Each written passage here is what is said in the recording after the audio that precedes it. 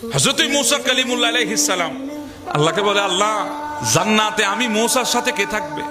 আল্লাহ বলে, মূসা ওই মিশরের বাজারের এক কসাই আছে, সে আপনার সাথে জান্নাতে সঙ্গী হবে।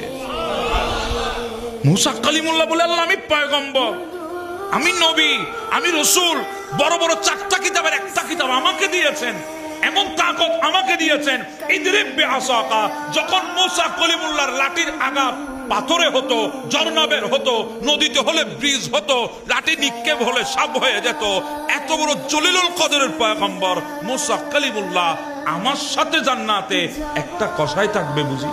আল্লাহ কি আমল তার, কি এমন আমল করেছে কসাই হয়ে জান্নাতে আমার সাথে থাকবে?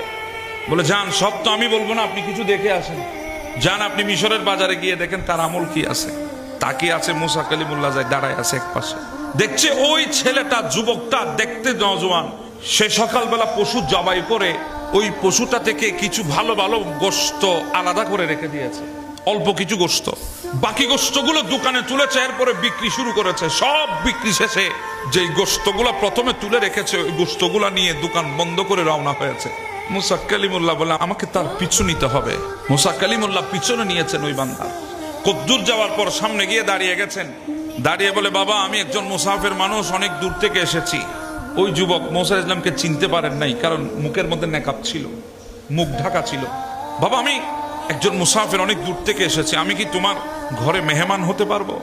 ওই যুবক বলে, অসুবিধা নেই, অবশ্যই পারবেন, কেন পারবেন না, চলেন আমার ঘরে। গেলেন ঘরে। মূসা কালিমুল্লাহ বলে, আমি বসে আছি, যুবকটা আমাকে ঘরের সামনের রুমে বসাই, সে ভেতরে গেছে, নিজের হাতে গোশতগুলো রান্না করেছে। রান্না করার পর একটা বাটির মধ্যে কিছু গোশত নিয়ে কিছু রুটি সেটার মধ্যে ভিজিয়েছে। এরপরে আর একটা কামরায় গিয়ে বাতি নিয়ে গিয়ে একটা মহিলা বিছানার মধ্যে শায়িত ছিল, ওই মহিলাকে বসিয়েছে, বসিয়ে ওই মহিলাকে ওই ভিজানো রুটিগুলা একটা একটা করে দিচ্ছে। ওই মহিলা একটা লোকমা রুটি নেয়, এরপরে ওই যুবকের কানে কানে কি জানি বলে, যুবকও হাসে, ওই মহিলাটাও হাসে। বৃদ্ধ এক মহিলা, মূসা কালিমুল্লাহ আমি পর্দার আড়ালে আমি দেখে আছি। খাওয়ানো শেষ করে যুবকটা কিছু খাবার নিয়ে, গোশত নিয়ে, রুটি নিয়ে আমার সামনে এসেছে। হুজুর আমি আপনার জন্য আমার তৌফিক অনুসারে মেহমানদারির ব্যবস্থা করেছি, আসুন আমরা বিসমিল্লাহ বলে শুরু করি। মূসা কালিমুল্লাহ বলে, বাবা শুরু করব পরে, আগে একটা প্রশ্ন জিজ্ঞাসা করতে চাই। বলেন।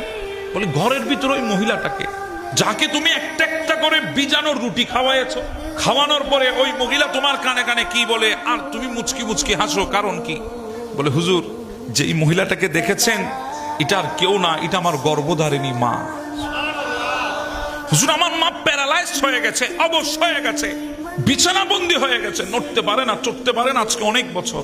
আমি সারাদিন দোকানদারি করে আসি, এরপরে যে গোশতগুলো থাকে ওগুলা রান্না করে মাকে আগে খাওয়াই, তারপর আমি খাই। সুবহানাল্লাহ। মূসা কালিমুল্লাহ বলে, তো তোমার মাকে যখন একটা লোকমা দাও, তোমার মা কানে কানে কি বলে, তুমি হাসো কেন? বলে, হুজুর আমার মা পাগলামি করে। বলে, কি পাগলামি? বলে, আমি যখন একটা রুটির লোকমা আমার মাকে খাওয়াই, প্রত্যেক দিন আমার মা একটা লোকমা খাওয়ার পর আমাকে কানে কানে বলে, বাবা আমি আল্লাহর কাছে দোয়া করছি আল্লাহ যেন তোকে জান্নাতে মূসা কালিমুল্লাহর সঙ্গী বানিয়ে দেয়। সুবহানাল্লাহ। হুজুর আমি হাসি, কোথায় মূসা কালিমুল্লাহ আর কোথায় আমি কসাই? কিভাবে সম্ভব? আমার মা বলে তো কি বলে, আমি সেজন্য হাসি। মূসা কালিমুল্লাহ নেকাব তুলে দিলেন, ও আল্লাহর বান্দা দেখো আমার দিকে, আমি কে?